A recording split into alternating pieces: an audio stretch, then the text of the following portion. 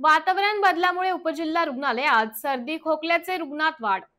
ढगाळ वातावरण, सतत पाऊस यामुळे नागरिकांना विविध आजारांना पोषक वातावरण निर्माण झाल्याने चोपडा तालुक्यातील उपजिल्हा रुग्णालयात सर्दी, खोकला, ताप, व्हायरल इन्फेक्शनच्या रुग्णांमध्ये वाढ झालेली दिसत आहे.